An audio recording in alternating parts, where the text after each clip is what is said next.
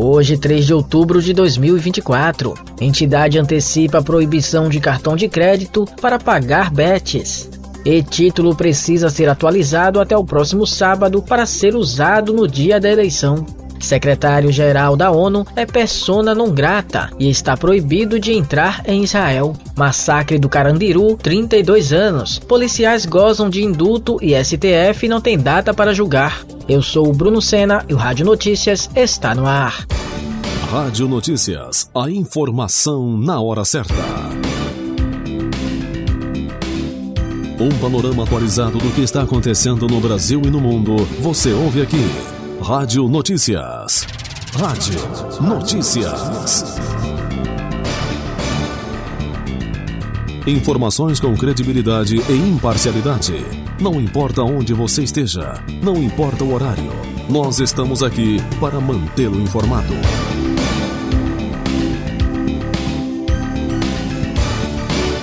Rádio Notícias. A informação na hora certa.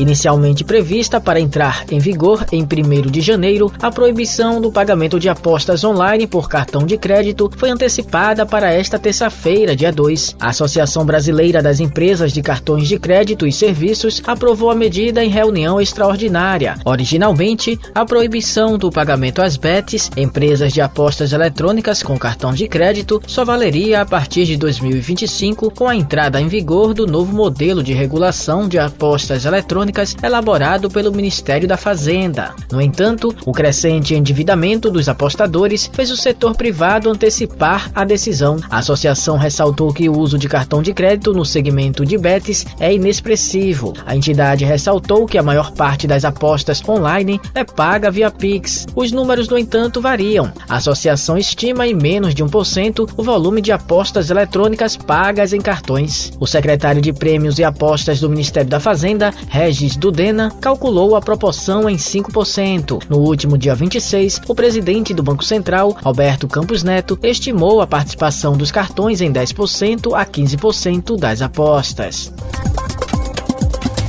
Candidato à prefeitura de Coari é preso por distribuir dinheiro em praça pública. Quem traz mais detalhes é Ailton Moreno. O candidato à prefeitura de Coari, no Amazonas, Dr. Raione Cabral, do Mobiliza, foi preso em flagrante nesta quarta-feira 2, após jogar dinheiro para pessoas em uma praça pública da cidade. A ação faz parte da Operação Eleições 2024, conduzida pela Polícia Federal, que visa combater crimes eleitorais. O candidato foi levado para prestar depoimento e pode responder por corrupção eleitoral e Caixa 2, crimes que somados têm penas que podem chegar a 9 anos de prisão e multas. Imagens que circulam nas redes sociais mostram o momento em que Dr. Raione atira cédulas do alto de um monumento para a população. Logo após, ele foi detido pela Polícia Federal e encaminhado à Delegacia Interativa de Polícia DIP de Coari. Com informações para o Rádio Notícias, Ailton Moreno. Para utilizar o e-título nas eleições municipais, o aplicativo precisa ser atualizado até o dia 5 de outubro, um dia antes do pleito. A ferramenta possibilita ao eleitor se identificar sem a necessidade de apresentar o título de eleitor, desde que o perfil no app esteja com foto atualizada. Para quem não tem a foto cadastrada no perfil do e-título, é necessário levar um documento oficial com foto. De acordo com a Justiça Eleitoral, muitas contas no e-título estão desativadas, uma vez que o sistema do aplicativo foi modernizado. Para reativar a conta, o eleitor precisa atualizar o aplicativo. A informação na hora certa. Rádio Notícias.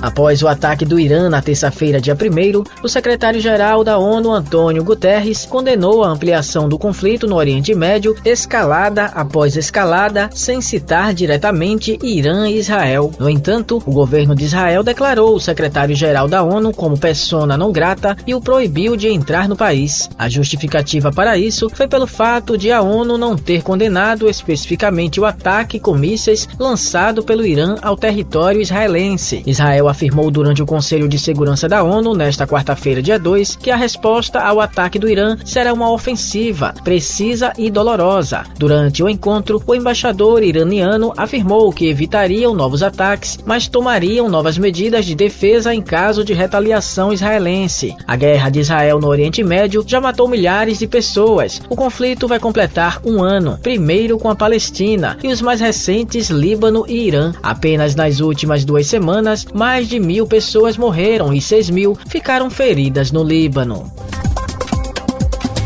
FAB envia voo para repatriar brasileiros que estão na zona de conflito do Líbano. José Carlos Andrade traz mais informações. A aeronave KC-30 da Força Aérea Brasileira, FAB, cedida para a Operação Raízes do Cedro do governo federal, decolou da base aérea do Galeão, no Rio de Janeiro, aos 47 minutos desta quarta-feira, dia 2, para Beirute, no Líbano. Este é o primeiro voo para repatriar brasileiros que estão na zona de conflito no Líbano. Segundo a FAB, a tripulação incluirá militares da área de saúde, entre eles médicos, enfermeiros e psicólogos, e vai repatriar 220 passageiros com prioridade para crianças, mulheres e idosos.